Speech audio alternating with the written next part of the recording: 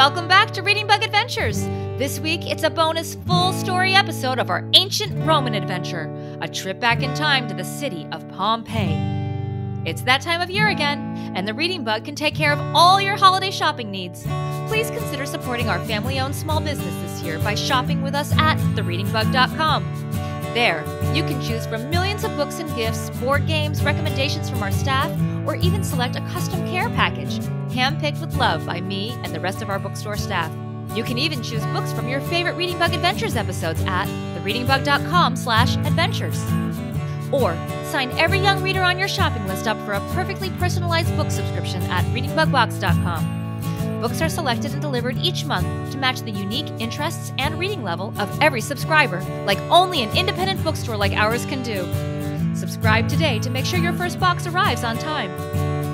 A big thank you to Resonate Recordings, who does the sound mixing and mastering for every Reading Bug Adventures episode, and to Zencastr, which we use for remote recording during these challenging times. And of course, a great big thanks to our sponsors and to all of you for helping us continue to make this podcast. It takes a lot of time to write and record every episode and every song, and we couldn't do it without your help. A big thank you and hello to all of our patrons. You're part of what makes Reading Bug Adventures podcast possible. To become a patron, support our work, and hear your name shouted out on a future episode, please visit patreon.com/readingbugadventures. Okay, reader, are you ready to go on another exciting adventure with me and the Reading Bug? Then what are we waiting for? Let's fly! It's time for a Reading Bug adventure. It's a Reading Bug adventure. There's lots of fun in store. Just inside our book bag, there's new places to explore. Grab your crayons and paper and your imaginations too. The Reading Bug and I can't wait to share our trip with you.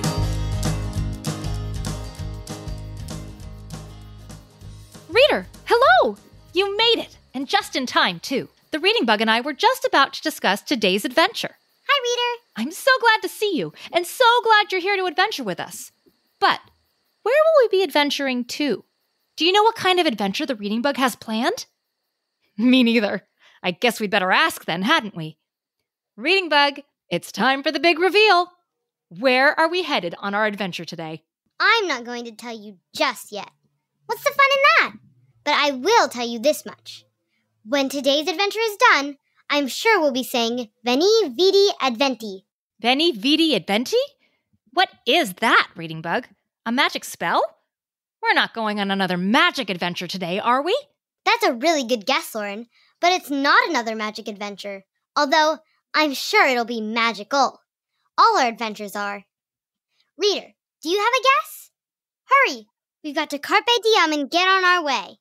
Carpe Diem? Whatever does that mean? How about I give you a few more hints? I'll tell you the titles of the books I brought with me in my book bag, and you can guess where we'll be going. Okay, Reading Bug, that would be great. You mean it would be Magnus. Here. Today I brought Roman Myths by Fiona MacDonald, The Thrifty Guide to Ancient Rome by Jonathan W. Stokes, and Ranger in Time, Danger in Ancient Rome by Kate Messner. Those books all have something in common, don't they, reader? I also brought Time Warp Trio number 9, See You Later, Gladiator, by John Sheska, Magic Treehouse Fact Tracker, Ancient Rome and Pompeii, by Mary Pope Osborne and Natalie Pope Boyce, and 50 Things You Didn't Know About Ancient Rome, by Sean O'Neill. Ancient Rome? Is that where we're going today, Reading Bug? Yes, yes, yes! Lauren, that's it! We're taking an awesome adventure to ancient Rome today. That's incredible, Reading Bug! What an exciting and interesting adventure. But what about all those funny words you were saying? Carpe diem? Seize the day. And Veni Vidi Adventi? I came, I saw, I adventured. Oh, you mean like Veni Vidi Vici, which means I came, I saw, I conquered, right? Yes, that's a famous phrase in Latin, a classic language that was spoken by ancient Romans. That particular phrase, Veni Vidi Vici, was first said by one of the most notorious military leaders of all time, Julius Caesar, an ancient Roman general, after he won a famous battle. But you said Latin is a classic language. Does that mean no one speaks it anymore? Well, people study it, and English, French, Spanish, and Italian are all based on the Latin language used by Romans. But no one really speaks it anymore. And although we speak English, there are lots of Latin words and phrases that we use all the time. Do any of these sound familiar? De facto, bona fide, impromptu, ad hoc, etc.? Sure, I recognize some of those. They're all Latin words? Yep, there's even Latin on the money we use in the United States. Take a look. See, it says e pluribus unum, which means out of many, one. You're right. There it is, Latin. Look, reader. Incredible. Ancient Rome was, well, ancient, but we're still using parts of their language. It definitely was ancient, Lauren. The books I've been reading say that the city of Rome was founded in 753 BC, and that the Roman Empire didn't end until 476 AD. Do you remember what BC and AD mean, Lauren? I think so. Do you, reader? BC means before Christ. That's all the years before Jesus was born. It's also sometimes called BCE, or before Common Era. And AD means Anno Domini, which is Latin for in the year of our Lord. In other words, AD means the year that followed after the birth of Jesus. This year, the year 2020, is 2,020 years after the birth of Jesus. Right. So 476 AD, when the Roman Empire ended, is more than 1,500 years ago. That really is ancient. Yes. And the Roman Empire was big too. Ancient Rome covered a huge part of the world. I read that, in less than 300 years, that armies of Rome conquered most of Western Europe, Britain, and much of North Africa and the Middle East. So, there's a whole lot we can see and do on this adventure, which is why I thought it made such a great choice. Exciting. So, what part of ancient Rome are we visiting then, Reading Bug? Well, I thought about going to see the gladiators fight in the Colosseum in Rome, which opened in 80 AD. But that could be really, really dangerous. Gladiators were fearsome fighters. I also thought we might visit the Pantheon, a Roman temple that was completed almost 2,000 years ago and was dedicated to all the gods of Rome. The Pantheon had the largest dome ceiling of its kind at the time it was built, and it still is used today as a Catholic church. Did you say the Pantheon was dedicated to all the gods of Rome? Oh, yes. The ancient Romans worshipped many, many gods and goddesses that have now become a part of Roman mythology. Have you heard of Jupiter or Venus or Apollo or Neptune? They are all ancient Roman gods, and the Romans believed that if they maintained a good relationship with the gods and goddesses, the gods would be kind to them and protect them. You know, one of their gods, Mercury, protected travelers. Maybe he can protect us today. And what about Julius Caesar? Was he a god too? No, Julius Caesar was just a mortal, but a very famous one, known throughout all of ancient Rome. Did you know that in 48 AD, he fell in love with Cleopatra, the Queen of Egypt? You know, we could also visit Rome after Caesar wins wars all over the world. I heard that when he returned from wars, his parade included a giraffe and 40 elephants carrying torches in their trunks, and that Caesar rode in a 4-horse chariot with his face painted red like the Roman god Jupiter. Wouldn't that be a sight to see? It sure would. So, what did you decide? Where are we adventuring? Today, we're headed for the city of Pompeii, a thriving city located about 150 miles from the heart of ancient Rome's biggest city, Rome. We should be able to see many incredible Roman innovations there. Like what, Reading Bug? The ancient Romans contributed an astonishing amount to human civilization. In addition to their language, Romans had the most advanced medicine in the ancient world. And our modern government, literature, law, architecture, sports, military structure, holidays, art, and poetry also owe a lot to the Roman culture.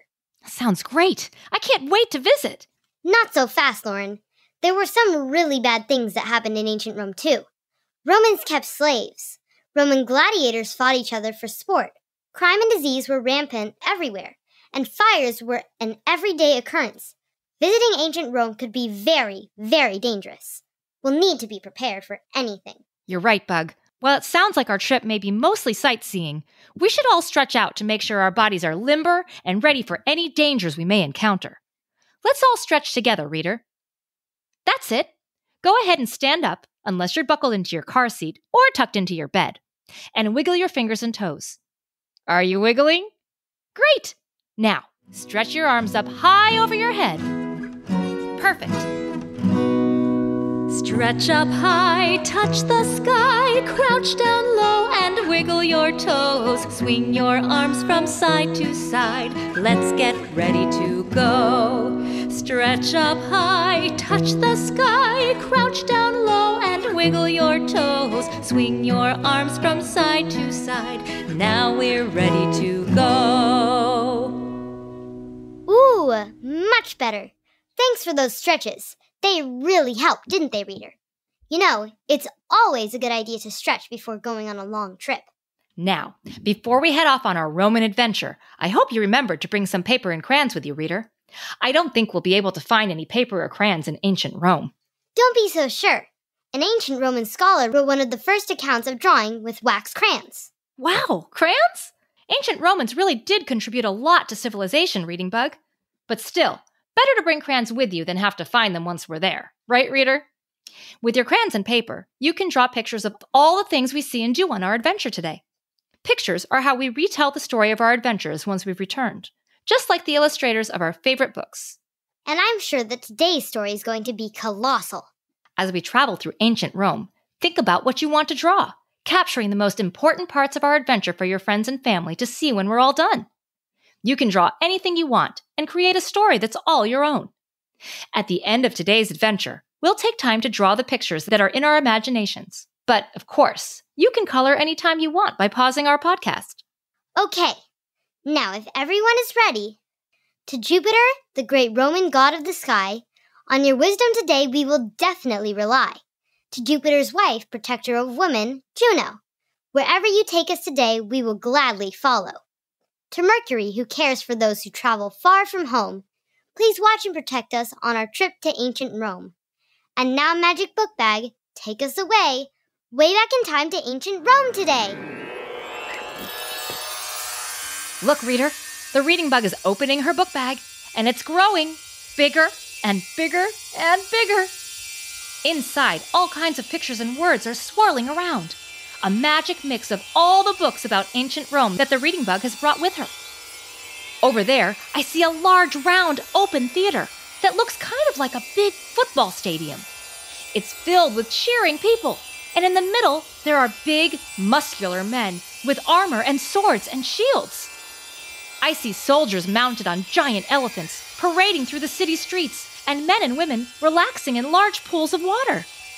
There are lots of new words out there for us to learn, too.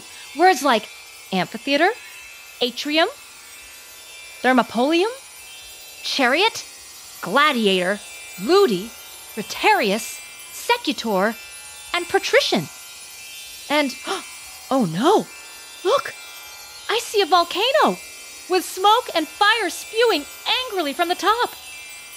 Were there volcanoes in ancient Rome, Reading Bug? I can't wait for this adventure any longer. Let's flap our bug wings together and fly. Hop 3 times with me, then into my book bag. Here we go. 1 hop, 2 hops, 3 hops, and we're in. Let's jump inside our book bag. What will we find there? Imaginations run away. What's in our book bag? Our trusty book bag. What will we learn about today? Here we go! The lights are flashing and the pictures and words are circling all around us as the book bag carries us away to ancient Rome. Look, reader, my watch is moving backwards as we lift off from the ground and fly backwards in time. Everything below us is quickly fading away. Cars, planes, buildings, streets, they're all gone. And they're being replaced with forests, rivers, meadows, hills, and oceans as we travel further and further back in time. With no electric lights or cell phones or traffic, it's very peaceful, isn't it, reader? It looks like it may be early morning because the sun is just rising in the eastern part of the sky. And there, down below us, I see a town located close to the slopes of a large mountain and overlooking a body of water. It must be Pompeii. I can see streets, but no cars. Just people walking and a few horses, and camels, and look, an elephant, right in the middle of the road.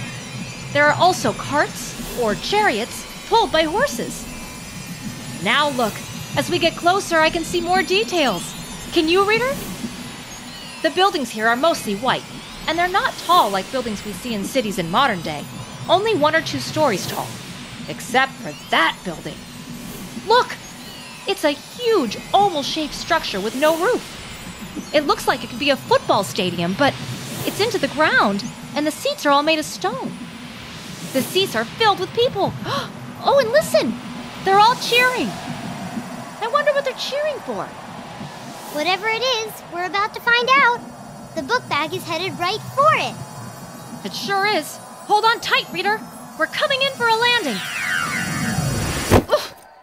Reader, reading bug, we're here. And listen, the crowd is still cheering. Maybe it's a football or a baseball game. Or a show. I love shows. Let's hop out and see what everyone is so excited about. I'm right behind you, and I'm so excited to see all the sights I've been reading about. Follow me. Lauren, reader, watch out! Reading bug, what is it? What's the Oh. Huh! Wait a second. Whoa, watch out! Reading bug, reader, what was that? It was a man. At least, I think it was a man. A really big man, carrying a shiny trident. Wow, I thought he was swinging his trident at you, but he ran right past us. And a good thing, too, because his trident has 3 very pointy tips at the top. He sure was in a hurry. I wonder where he was running to. Lauren, I don't think he was running to anything. He was running from that. That? What do you mean, reading bug? Oh, that. Is that a bear? Yes, and it's enormous, and it's wearing armor around its huge muscular body. Reading bug, where are we? On one side of us is a massive warrior with a sharpened trident, and on the other is a very angry bear. This isn't what I expected Pompeii to be like. And look, the enormous cheering crowd is all around. There must be thousands of people here, seated in stands stretching way up into the sky, and all looking down at us. It's like a giant stone football stadium, and we're on the field with all the people watching from the stands. Gladiator! What? Gladiator, right behind you! Watch out! Gladiator, what's up? Ah! Whoa! Easy, big guy. We're not any danger to you. Reader, reading bug, just look how enormous he is. He's easily 2 feet taller than me and bulging with muscles everywhere. He has scars right across his arms and face, and I think he's missing part of his right ear, and several teeth too. And he looks really angry. Lauren, I think I've figured out where we are. Really, Bug? Where? We're in ancient Rome, all right, but the book bag has landed in a very dangerous spot. We're in some sort of sports stadium, and right in the middle of a gladiator battle. A gladiator battle? That doesn't sound good. But what's the bear doing in here? There are many different kinds of gladiators in ancient Rome, and this guy is a retiarius, or net fighter. He only wears a loincloth and an arm guard that extends to his shoulder and covers the left side of his chest. He doesn't have a helmet, only a 3-pointed staff and a net. Only the biggest and bravest gladiators could become a retiarius. This is all you have for me? 2 puny sorcerers and a rabid bear? Is there no greater challenge for calculus? The greatest living gladiator! I'll take care of you first. Then the bear. Take care of us? I'm guessing you don't mean that in a nice way, do you? I mean take care of you with the tip of my trident. That's what the crowd is here to see. No, please wait! Put down your trident. We're not here to fight. Can we please just talk about this? I don't think he's interested in talking, Lauren. I'd recommend running. Back into the book bag. Good idea, Reading Bug. We're in a lot of danger here. Reader, follow me. Back into the book bag. This ordinary little bag Is this what you're looking for? You should have brought something bigger and more powerful if you hope to defeat me, Calculus! Is this the source of your magic, wizards? Well, yes, sort of. I'll take it then.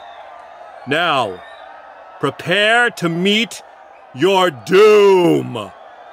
Not my book bag! We need that! Bear!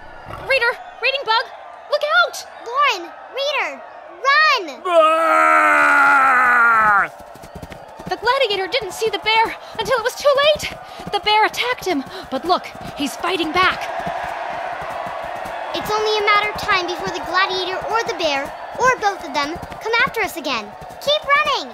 But where are we running to? Look, we made it to the side of this arena, but all the gates are closed and locked. We're trapped. Keep trying! We have to get out of here! Over here! Quickly! Reader, Reading Bug, look! A small girl is calling to us from behind the gate up ahead. It's our only hope. Run for it! Oh, we made it. We're out of the arena. Thank you, whoever you are.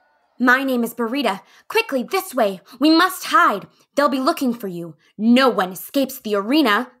You heard her, Reader. Keep running. Lead the way, Burrita. Inside here. You'll be safe. Inside. Quickly, Reader. Now, help me close the door. Great work. Wow, that sure was close.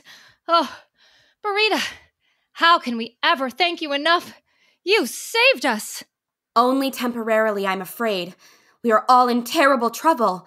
It was not you I was planning to save today. You see, I came to Pompeii Amphitheater today to try and save my brother Vindix from certain death. What do you mean? Save your brother from certain death? My brother Vindix is a gladiator, known as a secutor. He was to fight in his first battle today. Gladiator? Secutor? Amphitheater? I am afraid you've lost me, Burrita. Lauren, gladiators fought in large stadiums or amphitheaters as a form of entertainment in ancient Rome. An amphitheater is an open oval building with a central field that is surrounded by tiers of seats for spectators. Like you said, it's kind of like a football stadium. The guy who stole my book bag is a gladiator. Gladiators fight other gladiators, or sometimes wild animals like the bear we saw, to entertain the crowds. But why would anyone choose to fight a wild animal? Some gladiators fought for fame and money, but most didn't have a choice. They were slaves, people who were owned by other people, often because they were taken captive when their country was defeated by the Romans in battle. Those slaves fought to make their owners rich. Exactly. My brother Vindix and I once lived with our parents on a farm in a country nearby, but our father was killed in battle, run through with a sword while fighting the Romans, and our mother died of tuberculosis shortly afterwards. The Romans took both my brother and me as slaves. We were taken in chains to Rome, where they placed wooden signs with prices around our necks, and there I was purchased by Marcus Numistrius Fronto as a gift for his wife, my mistress, Eumachia. My brother is muscular from working my father's farm, was purchased and sent to train to become a gladiator. He has been training day and night, and today was to have been his first battle. But by the curse of Jupiter, he was to fight against the greatest gladiator of all time, Calculus. The gladiator with the trident? And the scars? And all those muscles? And the missing teeth? And the bad attitude? Yes, him. That's the mean, scary gladiator that tried to take care of us. That's right. He's the best in all of Rome. He has never lost a battle. Some say he is a demigod, the son of one of the gods. Whoa! What's going on? The earth is shaking all around us. Reader, hold on to something. Burrita, I think it's an earthquake. Yes, my mistress says that Vulcan is angry again. Vulcan? That's the ancient Roman god of fire and volcanoes, Lauren. Yes, he is the son of Jupiter, the king of the gods, and Juno, queen of the gods. He was born small, red, and angry, crying loudly and upsetting his mother. She was so upset that she threw him from the top of Mount Olympus. I read that. In both Roman and Greek mythology, Mount Olympus is the home of the gods. Yes, Vulcan fell from Olympus for an entire day and night, landing in the sea and breaking his leg. He has been furious with his parents ever since, and he often throws tantrums that make the earth tremble and fires erupt. People in Pompeii have begun to believe that Calculus may be the son of Vulcan. Calculus's skill and power and his anger are legendary. He is undefeated in the arena, victorious against criminals, other famous gladiators, and even wild animals. And as his legend grows, the earth has begun to tremble more frequently and more fiercely, almost as if Vulcan is celebrating Calculus's victories. If Calculus really is a demigod, then no wonder he is undefeated as a gladiator. Exactly. I became so concerned that my brother would not win his fight against Calculus that this morning, when my mistress sent me on an errand, I escaped and ran to Pompeii Amphitheater to try to rescue my brother. I had hoped to rescue him so that we could run away from our slave owners together. But when I saw you in peril in the arena, I chose to rescue you instead. Except now, I fear my brother may be doomed. Oh, Burrita, please don't cry. My name is Lauren, and this is the Reading Bug and our reader friend. If your brother is still alive, we will help you find him. It's the least we can do after you bravely saved us. And we'll need to get my book bag back from that enormous brute Calculus, too. Thank you. With any luck, the gods will keep Vindix safe. But if we are to rescue him, we must change our appearance. Quickly. After your escape, everyone will be looking for you. And you're wearing whatever it is that you're wearing. Those strange clothes will stand out anywhere. Okay, but where are we to find different clothing? I know just the place. I'm sure we can find clothing for you there. But we will need to leave the amphitheater, which could be very risky. Everyone must be looking for us now, even as we speak. You will need to follow me, carefully and cautiously. Help me open this door. Okay, Burrita. Reader, let's open the door, but we can't make a sound. Ready? Great! Yes, there is the exit. Just 20 feet down the hallway and through the arch on the left. Do you see it? Yes, I see it. This way. Follow me. Oh no, shh. I think someone's coming. It sounds like Calculus.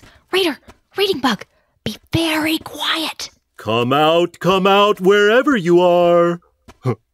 By Vulcan, I'll get my revenge for having been made a fool of by these scrawny pests. When I find you, you'll be back in the arena with me. And this time, there will be no escape. Now, where could they be hiding? Oh no, did you hear? It's just as I feared. We shall all have to fight Calculus if we're caught. We'll perish for sure. Yes, I heard, but the good news is that if Calculus is busy looking for us, then he won't be fighting anyone else today, which means that there's still some time to save your brother, Burrita. By Jupiter, you're right, Bug. Vindix is spared, for now anyway. If we are to save Vindix, we must escape the amphitheater and change our clothing. We must hurry and get out of here. While Calculus searches in the opposite direction, follow me quickly down the hall and through the arch. Are you ready? As ready as we'll ever be. Right, Reader? Let's race out of here with Burrita and hope we can avoid being seen by Calculus. I think we can make it if we run very quickly. Follow me. Reader, Reading Bug, let's go! We made it. We're out of the amphitheater. Now, quickly follow me this way. Just through here. Don't let anyone see you in those clothes or we'll be stopped for sure. Okay, Burrita, lead the way. Reading Bug, look, Burrita is running towards a large building, taller than any of the others nearby. And it has a large, rounded roof on top. Oh, where are we going, Burrita? That's the Stabian Baths in the center of town. I've been with my mistress many times before. Baths? Yes, in ancient Rome, there were bathhouses like this one in every city. Men and women would gather. The baths were for the rich and poor alike. And Roman Diary, the Journal of Iliona, Young Slave, by Richard Platt, it says it cost just a quadrans, Rome's smallest coin, to enter the bath and soak all afternoon. That's right. It is the center of our community, where people work out, relax, and meet with their neighbors. The bathhouses are dedicated to Minerva, who is the goddess of the baths, as well as the goddess of wisdom. People visit the baths to beg for justice from Minerva. They bring her precious gifts and throw coins into the pools to ask for her blessing. Lauren, reader, people on the streets are beginning to stare. I think we're being noticed. Run faster! Quickly, follow me through this door. But won't we be seen by everyone inside? No, this is the door for slaves, so that we can assist our masters and mistresses, helping them change, bringing them oils and towels. Quickly. Oh, wow. Burrita, it's beautiful in here. The ceilings are high and arched and painted with intricate designs. I think I read that those designs are called mosaics, Lauren. The pictures are made from tiny pieces of marble, put together to make the design. That's right. Now we need to make our way to the Opaletarium, which is where bathers change out of their clothing. We should be able to find a change of clothes for all of us. Oh, great idea, Burrita. Quickly, the Opaletarium is just this way. Follow me. See? Clothing for everyone. Reader, look! Burrita was right. There's clothing everywhere in here. From all the bathers who have changed to use the baths. We have no time to waste. I'm sure we were seen as we raced to the baths, and someone is sure to come looking for us in short order. Quickly, change into these clothes, like me. Reader, look at these clothes. They look like blankets or sheets. Nothing like I'd wear back at home. Although they do look very nice on you, Burrita. Both men and women regularly wore tunics in ancient Rome. It's kind of like a simple dress. It fits over your head and is tied around your waist. Ew! I think there's something wrong with this one. It stinks! It looks clean and white, but it's really smelly. What do you mean, smelly?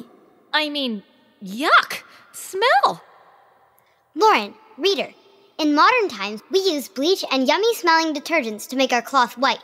But in ancient Rome, they used the chemicals in pee to bleach fabric white. That's what you're smelling. Pee?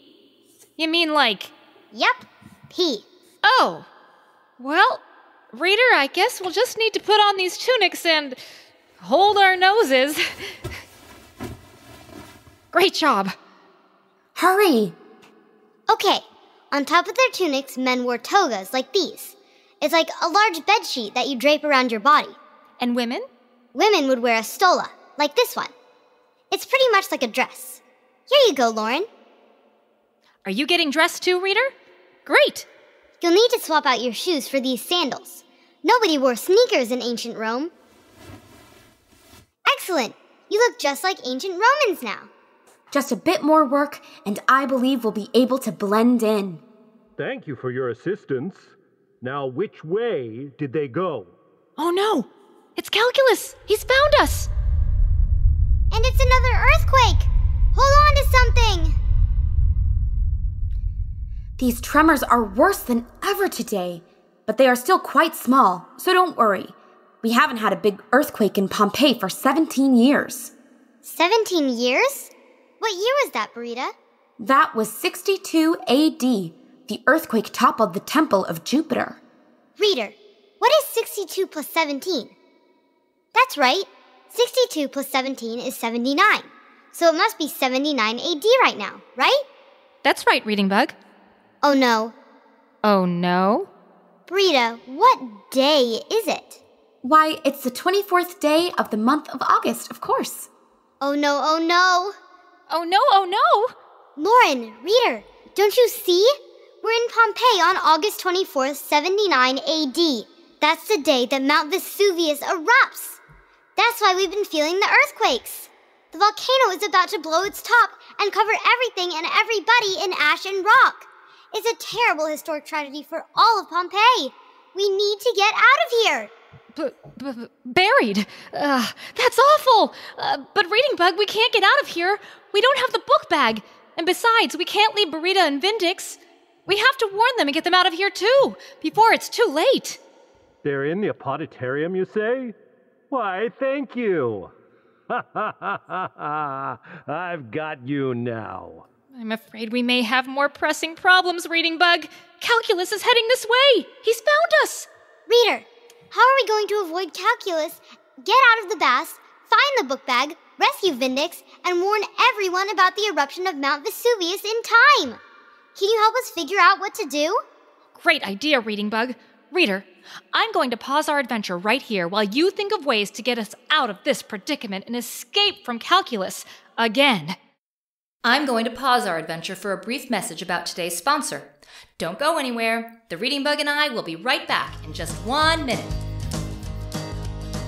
Today's episode of Reading Bug Adventures was sponsored by Scholastic and their exciting new book, The Ichabod, from the author of the Harry Potter series. The Ichabod tells the story of a tiny kingdom of cornucopia and the mysterious legend of a monster living in its marshlands. I cannot wait to read this new fairy tale. Whoa, Reading Bug, I agree. I'm so excited to pick up this book now, too. And did you know that it was illustrated by 34 kids? Wow, where are they from? Across the United States and Canada. They provided illustrations based on the chapter they read. Just like the illustrations we draw after every Reading Bug adventure. Yes! And the Ichabod sounds amazing. It's an original fairy tale that will captivate readers of every age. It's fast-paced, funny, and inventive, telling the story of a fictional kingdom, its rulers, its brave citizens, and the fearsome Ichabod, a monster that lurks out of sight somewhere in the kingdom's marshlands, and hope against all odds. A fearsome monster? Yes, yes, yes! Stories about Ichabod have been passed down through generations in Cornucopia. Some say he breathes fire, spits poison, and roars through the mist. In the story, the myth takes on a life of its own in this thrilling adventure of a tale of two children who embark on a journey to untangle the truth as to where the great monster lies, and bring happiness to the kingdom of Cornucopia once more. Sounds like a great story and an extra fun read-aloud for the whole family over this holiday season. I'm really excited to recommend the Ichabod to all of our listeners. Thank you to Scholastic for their support.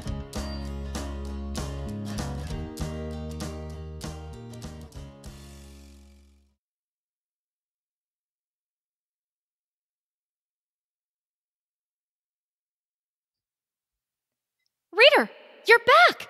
And not a moment too soon. Yeah, we're in big, big trouble, and we need your help. I'm really glad to see you. We've had an action-filled adventure in ancient Rome so far.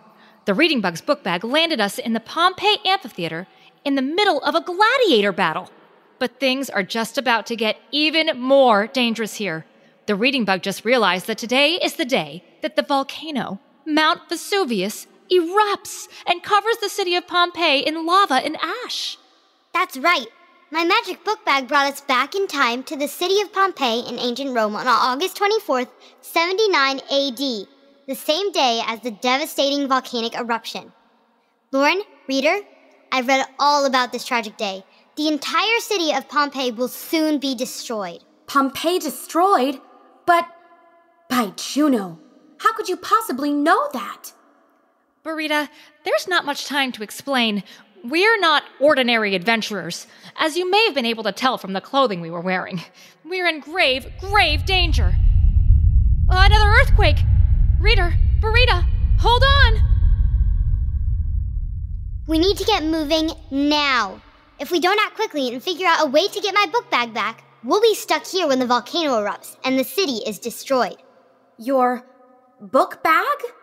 That's right. The Reading Bug's book bag is gone. It was taken by the terrifying gladiator we met in the amphitheater, Calculus. We have to get it back. We also have to help save our friend, Burrita, and her brother, Vindex. It's because of Burrita's quick thinking that we were able to escape the arena and the battle with Calculus. Come out, wherever you are. Oh no, it's him, Calculus. He's right outside. Reader, we're stuck inside the Stabian baths. Burrita took us here to find a change of clothing that would help us fit in ancient Rome. But now, Calculus discovered that we're here. What should we do? We were able to escape once, but I'm not sure we'll be able to escape again. And if Calculus catches us, he's vowed to fight us. It all seems hopeless. Burrita, what should we do now? Shh! He's almost here. Oh, Minerva, goddess of wisdom, please give my friends and me the wisdom to outwit Calculus and escape. I am sorry that I have no gifts or money to offer, but I ask you, humbly, for your help nonetheless. Lauren, reader, remember, Minerva is a Roman goddess, and public baths like this one were built as places to worship her. That's right. But can Minerva really help us? That's it. Yes, I have an idea. Lauren, here. Quickly, put this veil over your head to cover your face. I will do the same. That's a great idea, Burita. Lauren, reader, married women wore veils over their faces in ancient Rome. It's a long shot, but maybe Calculus won't recognize you if he can't see your face. I know that you three are in the Opaletarium. I'm right outside. There is no escape. Come out now and bravely face your fate, or else I'm coming in after you. I'll give you to the count of 3. 1. Oh no. Reader, do you really think this veil will work? 2. We don't have any other options, Lauren. Any second, Calculus will barge in here to find us. If he captures us, we'll never be able to find Vindix, warn the people of Pompeii, or take my book bag back from Calculus so that we can get back home. You're right, Reading Bug. Okay, I'm putting on the veil now. With our new ancient Roman clothing in this veil, our only hope is that we'll be completely unrecognizable when Calculus barges in. 3! I see you're playing games with me. Well, you may have escaped me once, but no one defeats the mighty gladiator Calculus. I'm coming in. Aha! Oh, no, I'm so terribly sorry to have barged in like that, ma'am. You see, I was looking for 3 escapees from the Pompeii amphitheater.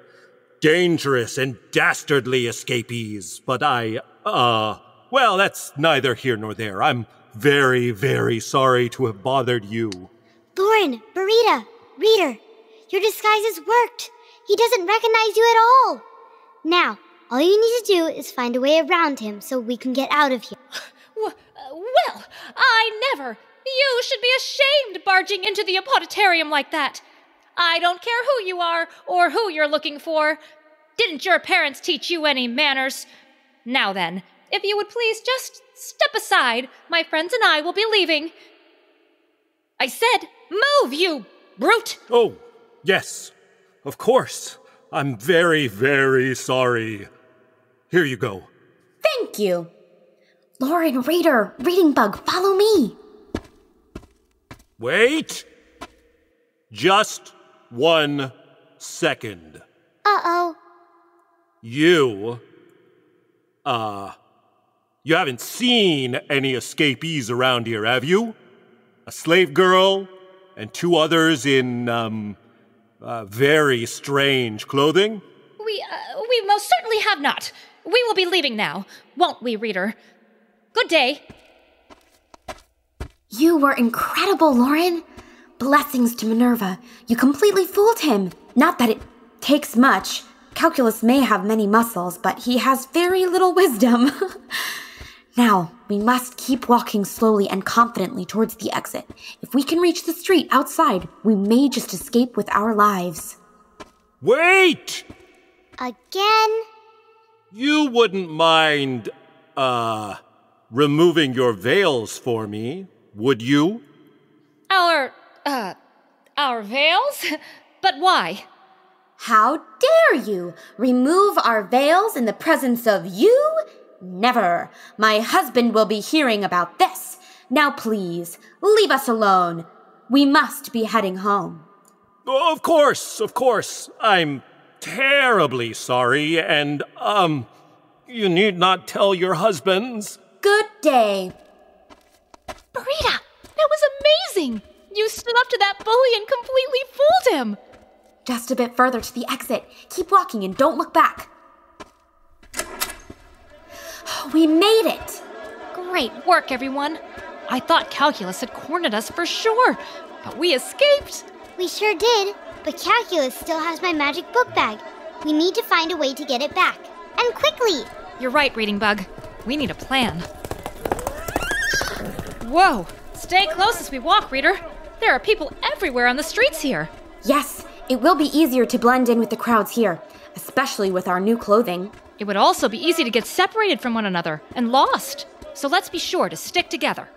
I read that many ancient Roman cities were packed with people. Rome was even more crowded than Pompeii.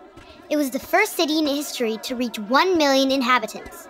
The next city to reach that size was London, nearly 2,000 years later. Is it just me? Or is something really, really stinky here? I think I might be sick. It smells so bad. My eyes are watering from the smell. Ew! And what did I just step in? Please, no time to stop. Let's all keep walking. Calculus is sure to figure out his mistake soon. Lauren, there are lots and lots of people living in Pompeii, plus all their mules, cows, goats, and horses. And you know what that means. What? It means a lot of waste, Lauren. You know, garbage and toilets. Remember, this is ancient Rome, 2,000 years ago. The Romans were extremely innovative. They even invented a system of aqueducts through the city, used to move fresh water from rivers or lakes. They were made from a series of pipes, tunnels, canals, and bridges, but the aqueducts were still very primitive compared to the plumbing and public works we have in modern times. They don't have any modern toilets or garbage disposals or waste management here. You mean... Yes, these streets are full of... Gross! Don't say it, please. The earthquakes are getting worse. We must hurry. The volcano could erupt at any minute. That's right, Lauren. But you wouldn't know it from just looking at it, would you? Look, that's Mount Vesuvius just over there. You mean that large mountain? That doesn't look like a volcano.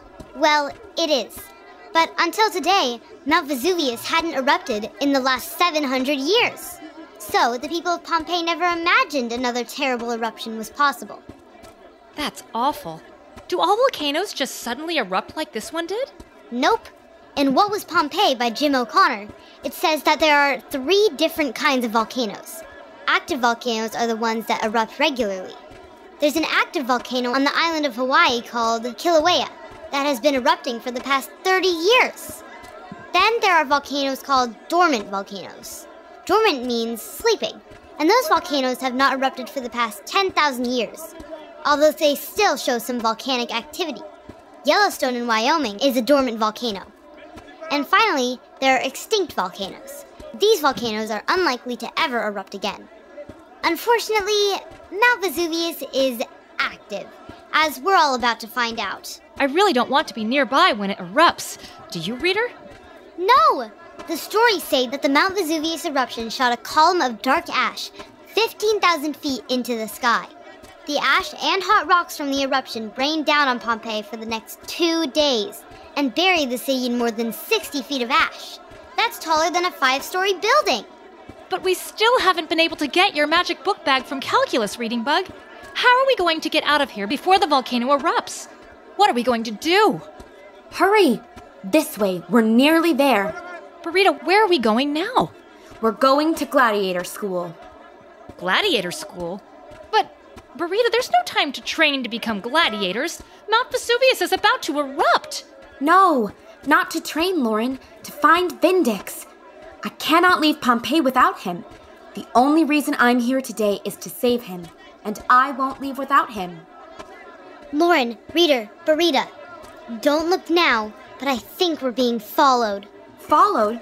Oh no! Is it Calculus? Has he found us? No, although he is pretty large and really, really fast. He's catching up to us quickly. Should we run? Oh no! What should we do, Burrito? Reading Bug, what does the man following us look like? He's dressed in a tunic and wearing a strange pair of sandals that look like they have wings on them. He's also wearing a hat with large white wings sticking out from the top. Wings? On his sandals and cap? Is he carrying a winged staff as well? Yes he is, Burrito. How did you know? By all the gods of Olympus, it cannot be. What do you mean, it cannot be? Who is that, Burrito? If all you're describing is true, Reading Bug, that must be the god Mercury. Mercury? The god of travelers? Yes, and he is also the messenger god. Messenger god? Reading Bug, reader, Burrito, do you think, maybe, Mercury has a message for us? I have no idea, Lauren. but I think we're about to find out. Here he comes now.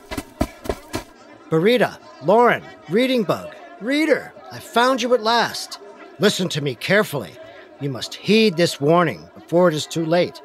Vulcan is angry. He is battling with Jupiter and Juno, and all of Pompeii is in danger. Yes, we know. Mount Vesuvius will erupt today. That is correct, and Vulcan's son, Calculus, will stop at nothing to make sure it does. You must warn the people of Pompeii and help them find safety. But we can't! Calculus has the Reading Bug's book bag, and we can't leave without it. In that case, you may need to stand up to Calculus today. Here, take this. Read it well. A scroll? A message. Please heed its advice, and may the gods look favorably on you today. Thank you for your help. Now go! Save the people of Pompeii from Vulcan's wrath! But wait! We can't do it alone! We need your help! He's gone. Incredible! A visit from Mercury himself, the god of travelers here to help protect you. Travelers in ancient Rome. But what does his message say? I don't know. Let me open the scroll and read it. Here. It says, "Don't ever be afraid to favor wisdom over force. Think clearly of the consequences your actions might endorse. You needn't swing a fist or sword. I think we can agree. Sometimes the best strategy is to turn around and flee. Don't wait for an eruption. Use wisdom. Don't blow your top. You have the power in you to cause a clash to stop. Don't let anger overtake you or fury cloud your vision. Help save the people of Pompeii. Signed Minerva, goddess of wisdom." From Minerva herself? Yes, that's what it says. But don't wait for an eruption? Don't blow your top? What does it mean? I think the message means that sometimes anger can overwhelm you and cause you to make bad decisions. Has anyone ever made you angry, Reader? Right. And sometimes when we're angry, we say or do things we later regret, don't we? Minerva is telling us that it is better to use wisdom and even to walk away from a fight than to let anger influence your action.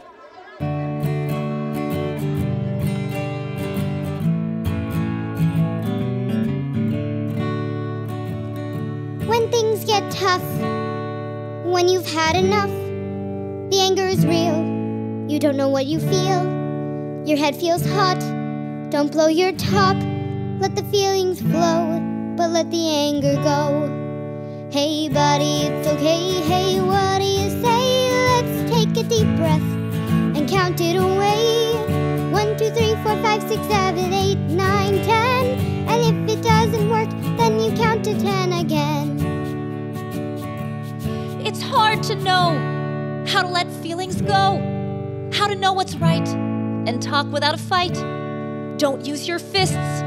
You get the gist. There's nothing to fear. Let's work it out right here. Hey, buddy, it's okay. Hey, what do you say? Let's take a deep breath and count it away. 1, 2, 3, 4, 5, 6, 7, 8, 9, 10. And if it doesn't work, then you count to 10 again. Walk it off, talk it out, bring problems to the table. Work it out, break it down, resolve it if you're able. You have the power when things go sour to reason with each other. Treat someone you meet just like a sister or a brother. Hey buddy, it's okay. Hey, what do you say? Let's take a deep breath and count it away. 1, 2, 3, 4, 5, 6, 7, 8, 9, 10. And if it doesn't work, then you count to 10 again. 1, 2, 3, 4, 5, 6, 7, 8, 9, 10. We can make it work. There's nothing we can't do as friends. Yes, that makes sense. Minerva is a goddess of wisdom and defensive war. Unlike Vulcan, who enjoys violence, Minerva is peaceful and strategic. But I don't understand. How is that supposed to help us today, of all days? Minerva must have sent the message for a reason. But why? I'm not sure, but perhaps Vindix will know. Vindix? Yes, Here, we have arrived at the gladiator training grounds. We must find Vindix and ask for his help. Oh, Reading Bug. Reader, look! In the open space in front of us, several gladiators are fiercely battling one another. Yes, they're continuing their training. I think they're expecting the fights to continue today. But which one is Vindix? They're all dressed the same. I'd recognize my brother anywhere. That's him, just ahead of us. See the purple ribbon tied around his arm? That ribbon belonged to our mother. Look, Reader, Vindix is quick and agile, but smaller than many of the other gladiators. Like the other gladiators, he's wearing a helmet that covers his entire face. He's also wearing armor on his body, leg plates to protect his legs, and metal armor across his chest and one of his arms. And he's fighting with both a sword and a shield. Reader, remember, Calculus didn't have any armor at all, and he didn't have a shield either, just a trident and a net. Yes, there are many different kinds of gladiators. Calculus is a gladiator called a retiarius, and Vindix is a secutor. The secutor's clothing and weapon were developed to fight the retiarius. Vindix gets to wear heavy armor and a helmet that covers his entire face, except for 2 small eye holes.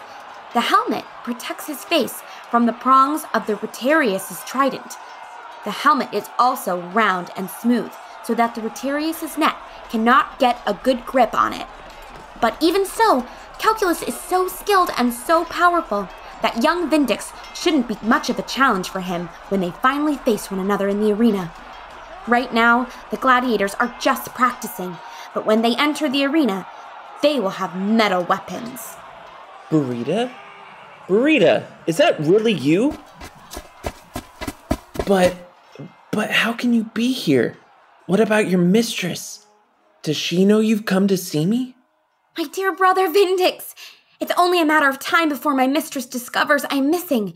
She sent me on an errand to buy bread, but I ran away to find you instead. On the way, I found these new friends. This is Lauren, the reading bug, and our reader friend. Hello, Vindix. It's nice to meet you. You don't sound like you're from around here. Hey, wait. You're the escaped fighters from the Pompeii amphitheater, aren't you? Burrita, tell me you didn't have something to do with their escape. Calculus will be furious. I was there to rescue you, Vindix. You cannot face Calculus in the arena today. He is so powerful. He has never been defeated. Don't worry about me today, little Burrita. I have placed my fate in the hands of the gods. But you are in great danger. Calculus is looking for you, and if he finds you... We're all in danger, Vindix. That's why we're here. Sometime today, Mount Vesuvius will erupt and cover Pompeii in lava and ash. We need to get as many people to safety as possible and to escape. Erupt? But how? Never mind that. The reading bug is right. Mount Vesuvius will erupt today. Everyone needs to leave the city. But first, we need to find Calculus and rescue the reading bug's book bag. We need a plan. Whoa! I don't think we have time for a plan. Look! Oh no. Reader, look! It's Calculus! He's found us! Well, well, well. Would you look at what I found? Your costumes won't fool me this time. I know who you are. Calculus, we don't want to fight or anger you. We're all in danger. We just need our book bag back so we can get ourselves back home. Not a chance. The gods are growing impatient. It's time we finished our fight together. All of Pompeii will want to witness this gladiator match. Start the Pompa! Alert the city that the battle will begin soon. All of Pompeii? But if everyone comes to the amphitheater, then no one will escape the volcano eruption. I think that's what Calculus wants, Reading Bug. Gladiator brethren, help bring these escapees to the amphitheater where they will fight me. The first one to bring them to me shall have their freedom. No! My gladiator brothers, we have trained bravely side by side. We have endured pain and sweat and unthinkable fear together. I know how much you want your freedom, but you mustn't be tempted by Calculus's charm or promises. He cares only for fame and glory, and not at all for your freedom or safety. My sister, Burita, and her friends came here to save us all. They have come to warn us that we are in danger. Vesuvius will soon erupt and bury the city. We must flee. Erupt? Ridiculous. There's barely a rumble, not even a sign of smoke. Listen to this weak boy at your own peril. Help me or fight me. Those are your only options. Burita, you must help your friends retrieve their bag. I will stand against Calculus to give you the time you need. But work quickly. I fear I cannot hold him for long. Dear brother, these words are sent to us from Minerva herself. May her wisdom protect you from Calculus's fury. Don't be afraid to favor wisdom over force. Think clearly of the consequences your actions might endorse. You needn't swing a fist or sword. I think we can agree.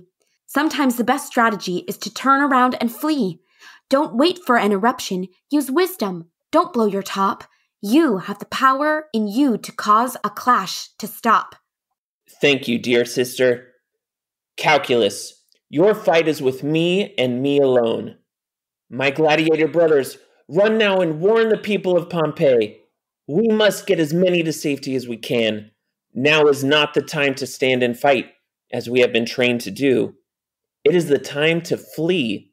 Today, the strength you have built in the arena can be used to save countless men, women, and children, but you must be swift and strategic.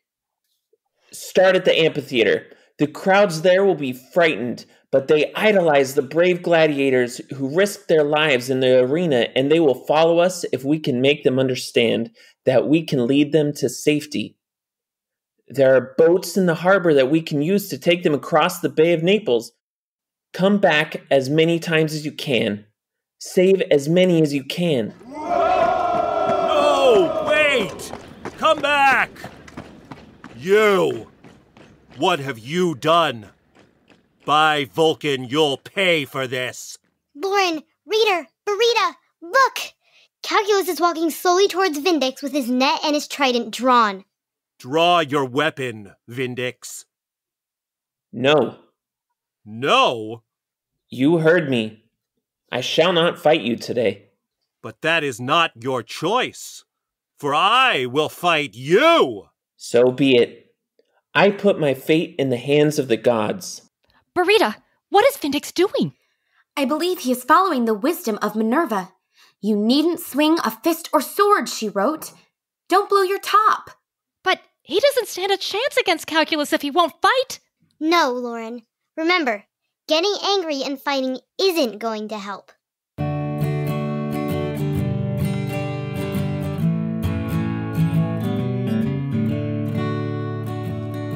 When things get tough, when you've had enough, the anger is real. You don't know what you feel. Your head feels hot. Don't blow your top. Let the feelings flow, but let the anger go. Hey buddy, it's okay, hey, what do you say? Let's take a deep breath and count it away. 1, 2, 3, 4, 5, 6, 7, 8, 9, 10. And if it doesn't work, then you count to 10 again. It's hard to know how to let feelings go, how to know what's right, and talk without a fight. Don't use your fists. You get the gist. There's nothing to fear. Let's work it out right here. Hey, buddy, it's okay. Hey, what do you say? Let's take a deep breath and count it away. 1, 2, 3, 4, 5, 6, 7, 8, 9, 10. And if it doesn't work, then you count to 10 again. Walk it off, talk it out, bring problems to the table. Work it out, break it down, resolve it if you're able. You have the power when things go sour to reason with each other. Treat someone you meet just like a sister or a brother. Hey buddy, it's okay, hey, what do you say? Let's take a deep breath and count it away. 1, 2, 3, 4, 5, 6, 7, 8, 9, 10. And if it doesn't work, then you count to 10 again. 1, 2, 3, 4, 5, 6, 7, 8, 9, 10. We can make it work.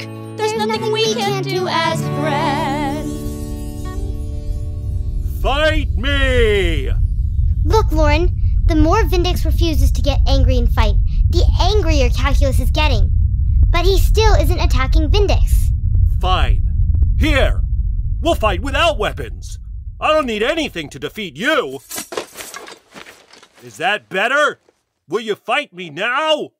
Look, Calculus has thrown down his net and his trident and is circling Vindex.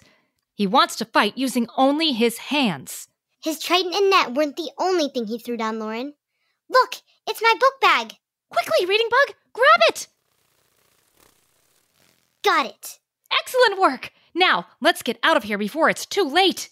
But what about Vindex and Burrita? You get the book bag open, and we'll help Burrita and Vindex, won't we, Reader?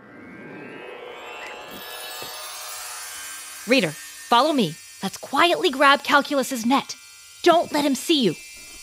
Great job. Now, on the count of 3, throw the net around Calculus's legs. 1, 2, 3, now! Hey! Whoa! Whoa! We got him!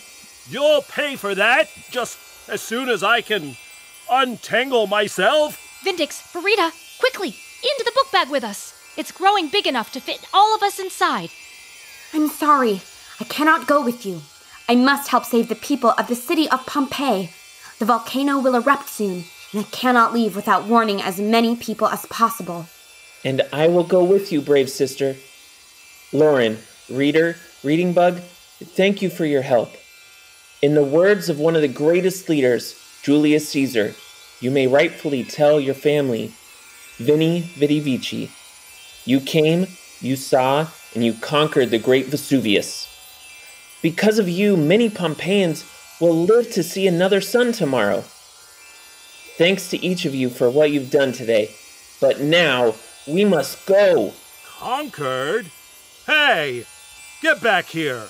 You'll never conquer the greatest gladiator, Calculus. Quickly, into the book bag. We don't have another minute to spare. 3 jumps, then into the book bag with me. 1 jump, 2 jumps, 3 jumps, and we're in! We've had a big adventure within our book bag, and I think we saved the day. We'll see you next time. Goodbye, book bag. Now it's time to fly away. We're going up, up, up into the sky, and not a moment too soon. I don't think we had very much time left before Mount Vesuvius erupted. I sure hope we were able to save some of the people who lived there. We couldn't save everyone today, but I read in What Was Pompeii that before the eruption, there were almost 20,000 people living in Pompeii. Only about 2,000 were buried by the eruption inside the city on August 24th. I think it could have been a lot more if the gladiators in training hadn't decided to flee Calculus and help warn everyone. After the eruption, years went by, and people forgot all about Pompeii. Many people thought that Pompeii was a myth, that it wasn't a real city at all. Kind of like Atlantis. Exactly, Lauren. But in 1738, a team of engineers arrived at the spot near where Pompeii had been located to build a museum for the King of Naples. The ground was too hard there, so they decided to try excavating in another spot. They soon realized that they had found a buried city, and the digging has continued off and on ever since. What an amazing story. What an incredible adventure. Thank you, Reading Bug. Of course! I'm glad you had fun, and even more glad that we were able to get out of there in time. And you were a huge help, Reader. We couldn't have done it without you. Reader, what parts of today's adventure will you remember most? What illustrations are you thinking about drawing? If you had fun on today's adventure and want to learn more about ancient Rome and the Roman gods, you can read any of the books in my book bag. A complete list can be found at thereadingbug.com/adventures. Hey, we're back! You're right. We're back home having learned some really important lessons, like if you're feeling angry, try counting to 10 to help control your emotions. Try it sometime, Reader. When you're a reader, you're a leader. You're ready to learn about everything as you grow. You'll show this world that you can be anything. You could write a book or fly a plane, Build a house with a giant crane. Whatever you do, one thing will be true. There's nothing you can't do. You can see it through just by being you.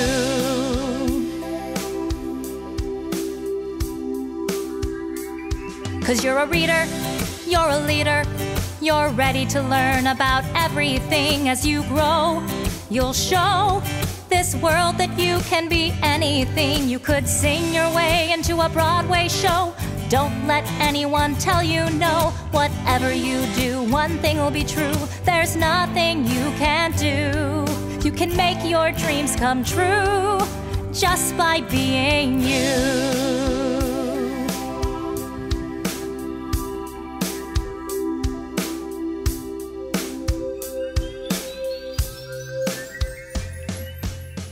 Thank you for adventuring with us today, reader. It's time to go now, but I can't wait to see you on our next Reading Bug adventure. Goodbye. Bye-bye. It's a Reading Bug adventure. There's lots of fun in store. Just inside our book bag, there's new places to explore. Grab your crayons and paper and your imaginations too. The Reading Bug and I can't wait to share our trip with you. Today's episode of Reading Bug Adventures was sponsored by Sourcebooks and their new book, No Reading Aloud, the worst read-aloud book ever, by Raj Halder and Chris Carpenter, and illustrated by Bryce Gladfelter. Hey, Spelling Bee, can you spell aloud? Of course I can. A-L-L-O-W-E-D. You got it. And now, can you spell it a different way? A different way? What do you mean? Oh, wait, I think I've got it. Aloud. A-L-O-U-D. Is that right? Yes, yes, yes. When two words that sound the same are spelled differently, that's called a homonym. Sure, Reading Bug. But, why are you quizzing me? Oh, sorry, Bee. I just picked up this fantastic new picture book by Raj Halder and Chris Carpenter called No Reading Aloud, the worst read-aloud book ever. The worst read-aloud book? Why would I ever want to read the worst read-aloud book ever?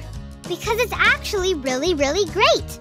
No Reading Aloud places pairs of similar-sounding sentences together and illustrates them into two hilariously different ways.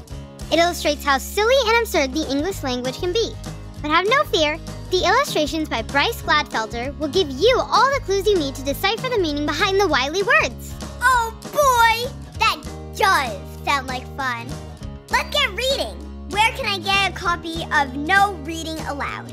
You can purchase No Reading Aloud, the worst read-aloud book ever at thereadingbug.com or your local independent bookstore, Bee. Thanks to Sourcebooks for their ongoing support. And thanks to all of our individual sponsors as well. If you're interested in becoming a patron, please visit our page at patreon.com. Thank you for listening to Reading Bug Adventures. I'm Lauren Savage, and today's adventure was an original story written by Diane and Brandon Savage. This episode was performed by me, Chloe, and Brandon Savage, and by Bridget Losey and Rob DeCruz. Original music was written by me and my brother, Ross Gruet. The Reading Bug is our family-owned independent children's bookstore in California, and we're passionate about educating, entertaining, and engaging children of all ages. Learn more about us at thereadingbug.com and our personalized subscription service at readingbugbox.com. Thank you.